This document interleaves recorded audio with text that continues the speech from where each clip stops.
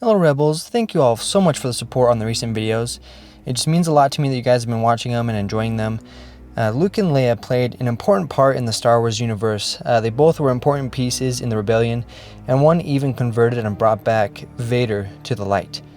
What would happen if they were actually never born? Well, today I'm going to talk to you about what could cause this and what things might happen. Padme could have had a miscarriage on the pregnancy, or she could have not gotten pregnant in the first place. For this video, I'm going to go that route, that Padme actually never got pregnant, thus making it where the twins were never born. Before we move on, if any of you enjoy this video, please consider subscribing. Only roughly 3% of my watch time comes from subscribers. I thank you all for watching, and if you enjoy the videos, please consider subscribing to stay up to date on the videos that I post for you guys. Anakin just saved the Chancellor from the clutches of General Grievous. Landing on Coruscant, Anakin wanted to share his elation with Padme. He also wanted to share with her what he had to do to save the Chancellor. Anakin found Padme waiting for him just outside the Jedi Temple. She looked very eager to hold Anakin and be with him. Anakin walked up to Padme, hugged her and held her tight. She leaned in and embraced him. Anakin expressed that he missed her and wanted to be with her. He let her know that the mission was a success even though Grievous got away. Anakin wanted to tell her more, so he decided it was time to go to their house to relax and rest before the next mission. With Padme not being pregnant, Anakin doesn't have any nightmares about Padme dying. Anakin had a sleepless night tossing and turning about his actions, mainly killing Dooku from the day before. Anakin knew that killing Dooku wasn't right and not the best option, but at the behest of Palpatine,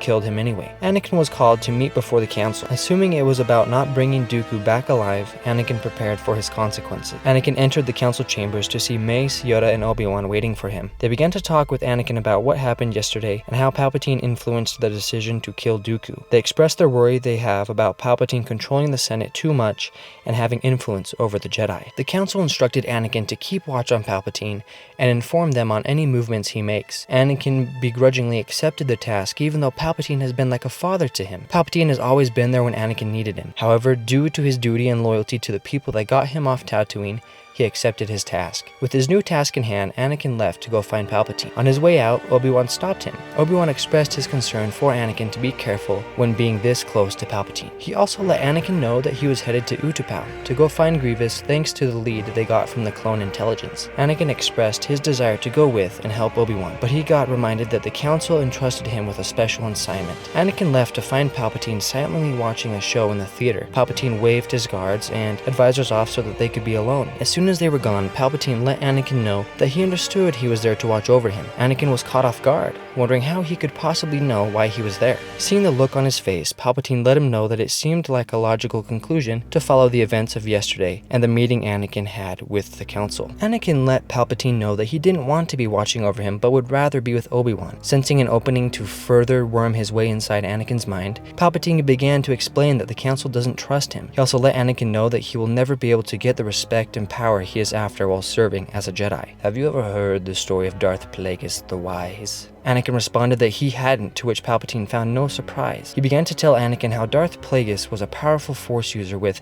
enough strength and knowledge in the Force to keep people from dying. As I got up to leave and head back towards Palpatine's office, Anakin found himself wondering how he came to know of this man, while the Jedi never mentioned him. Anakin, this man I speak of was highly respected due to his power and strength. As long as you are with the Jedi, they will look for a way to limit your power. Seeing Anakin's intrigue in the story of Plagueis, Palpatine shared with him that Plagueis had shared this knowledge and power with his pupil. Palpatine looked at Anakin, who seemed to be more interested in the story, and let him know that he can share this power with Anakin. Suddenly it all made sense to Anakin how Palpatine knew about his assignment and that Anakin was being treated poorly with the Jedi. You're a Sith Lord, and the one we're looking for. Anakin, having discovered the secret about Palpatine, knows that he must turn him in for his actions. Before Anakin could leave, Palpatine expressed to him that only through him can he get the power and respect he desires. We'll see about that. Anakin left to go find anyone that was left in the council. Arriving at the hangar bay, Anakin saw Mace Windu.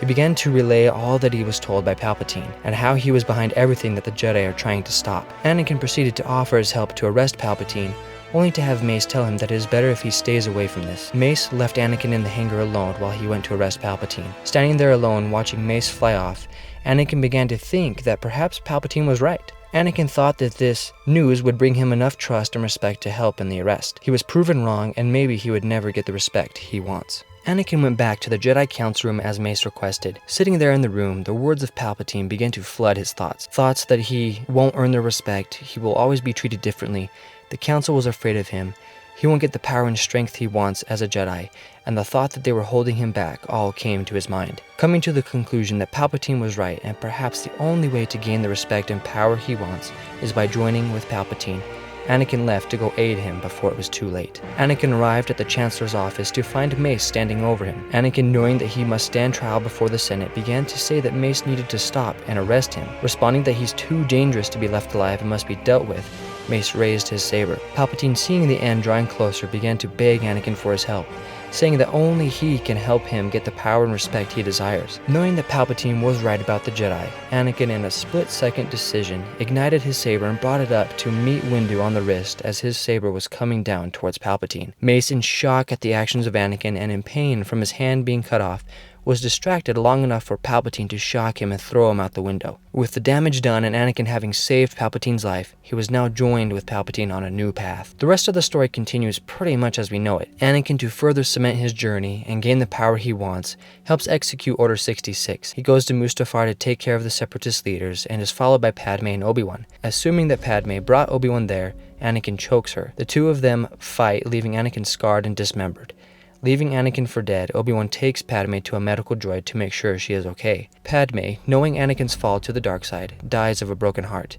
With the Jedi now wiped out, save a few, Obi-Wan and Yoda are forced into hiding. Anakin wakes up to find himself being put back together, now being more machine than man, and having recovered a little, Anakin asks about Padme. "It seems in your anger, you killed her." Shocked in disbelief that he couldn't have done that, Anakin, now Vader, pledges again to serve his new master. With the remaining Jedi now being hunted down, there is no one left that will get in the way of Sidious and his plan.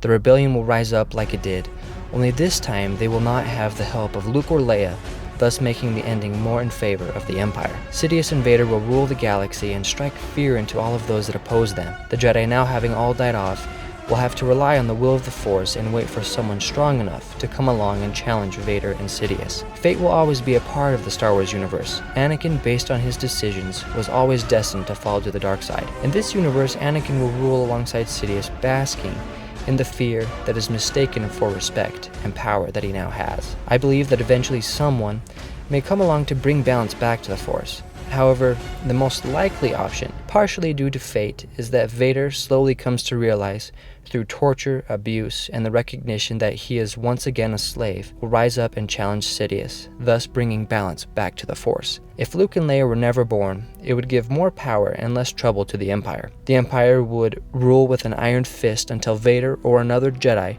born of the Force like Anakin, challenges the Empire. I hope everyone enjoyed this video. If you did, please consider watching this video here, What If Mace Was Still Alive, and please consider subscribing to stay up to date on my videos as I post them. May you all have a great day, and may the Force be with you, always.